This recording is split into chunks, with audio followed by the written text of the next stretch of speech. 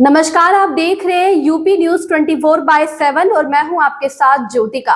आइए रुक करते हैं कुछ बड़ी खबरों की ओर।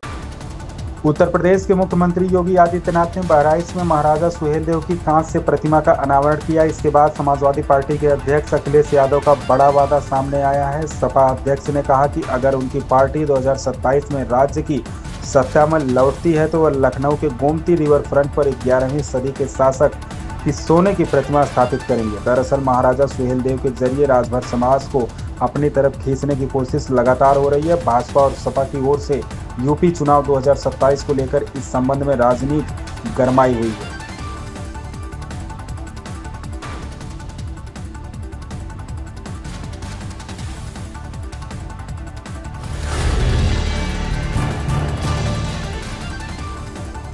प्रधानमंत्री नरेंद्र मोदी के नेतृत्व में भारतीय जनता पार्टी की केंद्र सरकार के 11 वर्ष पूरे होने के उपलक्ष्य में बीजेपी शासित राज्यों में अलग अलग आयोजन के जरिए सरकार की उपलब्धियां बताई जा रही हैं। इसी क्रम में उत्तर प्रदेश की राजधानी लखनऊ स्थित भाजपा प्रदेश कार्यालय में मंगलवार को एक विशेष प्रदर्शनी का आयोजन किया गया। इसका उद्घाटन मुख्यमंत्री योगी आदित्यनाथ ने किया। कार्यक्रम में उप मुख्यमंत्री केशव प्रसाद मौर्य, ब्रजेश पाठक और भाजपा प्रदेश अध्यक्ष भूपेंद्र चौधरी भी मौजूद रहे।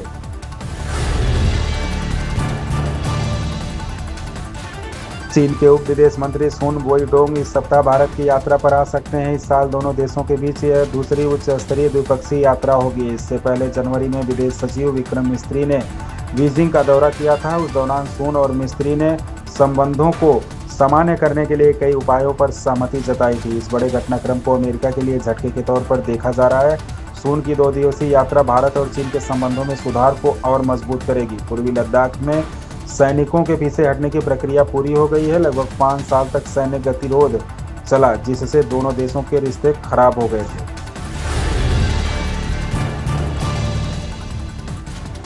मेघालय में हनीमून के दौरान राजा रघुवंशी की हत्या कर दी गई थी। अब उनकी पोस्टमार्टम रिपोर्ट सामने आ चुकी है। रिपोर्ट में पता चला है कि उनके सिर पर किसी धारदार हथियार से हमला किया गया था।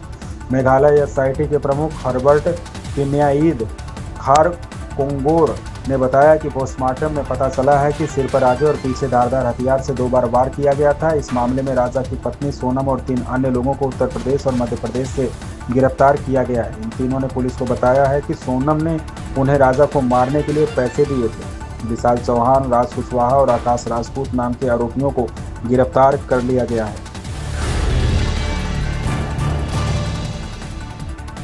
प्रधानमंत्री नरेंद्र मोदी से मिलने से पहले मंत्रियों को अपना RT-PCR टेस्ट कराना होगा। टेस्ट कराने के बाद ही मंत्री प्रधानमंत्री से मुलाकात कर पाएंगे। सूत्रों के मुताबिक कोरोना के बढ़ते मामलों को देखते हुए यह फैसला लिया गया है। केंद्रीय स्वास्थ्य मंत्रालय के आंकड़ों के मुताबिक देश के अंदर पिछले 24 घंटों में कोविड-19 के 306 नए मामले सामने आए हैं। इसके अलावा कोरोना से संक्रमित 6 लोगों की मौत भी हुई है।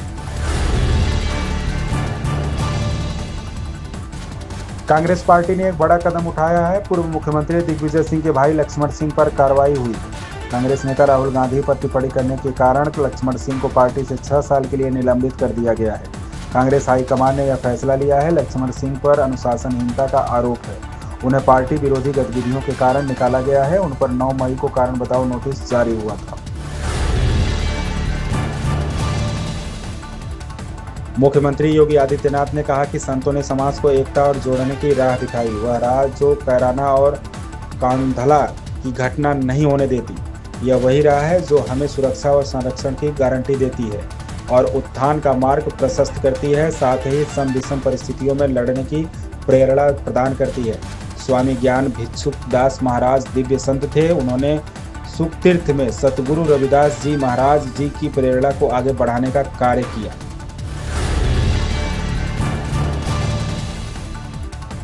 ऑपरेशन सिंदूर के दौरान भारत से जंग के बाद पाकिस्तान के सबसे ताकतवर इंसान सेना प्रमुख फील्ड मार्शल असीम मुनीर को अमेरिका ने तोहफा दिया है। अमेरिका ने 14 जून को मनाए जाने वाले US आर्मी डे के जश्न में शामिल होने के लिए पाकिस्तानी सेना प्रमुख को न्योता भेजा है। जनरल मुनीर जल्द ही अमेरिका की यात्रा पर रवाना होने जा रहे हैं। अमेरिका में पाकिस्तानी दूतावास का कहना है कि 12 जून को फील्ड मार्शल मुनीर अमेरिका पहुंच सकते हैं। इस दौरान अमेरिका के शीर्ष सैन्य नेतृत्व के साथ जनरल मुनीर की बैठक होने जा रही है। माना जा रहा है कि इस मुलाकात के दौरान चीन, आतंकवाद और भारत के साथ तनाव पर लंबी बातचीत हो सकती है।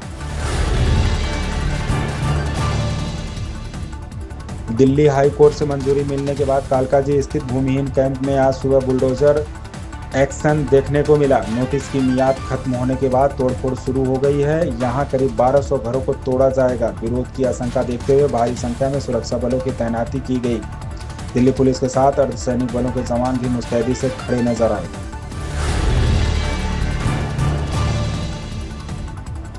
पंचायत 4 का ट्रेलर रिलीज होते ही सोशल मीडिया पर गर्दा उड़ा रहा है और फैंस तारीफ करते नहीं थक रहे हैं। फुलेरा गांव में एक तरफ चुनावी घमासान है तो दूसरी ओर सचिव जी और रिंकी का रोमांस। फैंस का कहना है इस बार गर्दा उड़ेगा। पंचायत 4 का हर कोई काफ़ी समय से बेसब्री से इंतजार कर रहा था और अब फाइनली ट्रेलर रिलीज हो चुका है। साथ ही इसकी रिलीज डेट का भी ऐलान किया जा चुका है। ट्रेलर एकदम धांसू है और फैंस इसे देखते ही झूम उठे हैं। आखिर इस बार फुलेरा गांव में चुनाव में एक तरफ मंजू देवी है तो दूसरी ओर बनराकस की बीबी। अब चुनाव कौन जीतेगा, कुर्सी किसे मिलेगी, यह तो बाद में पता चलेगा। पर फिलहाल फैंस पंचायत 4 का ट्रेलर देख खुशी से नाच रहे हैं। इन खबरों में बस इतना ही। बने रहिए यूपी न्यूज 24/7 के साथ। अगर आपको ये खबर पसंद आई हो तो हमारे चैनल को लाइक, सब्सक्राइब और शेयर करें और हमें अपनी राय कमेंट में जरूर बताएं।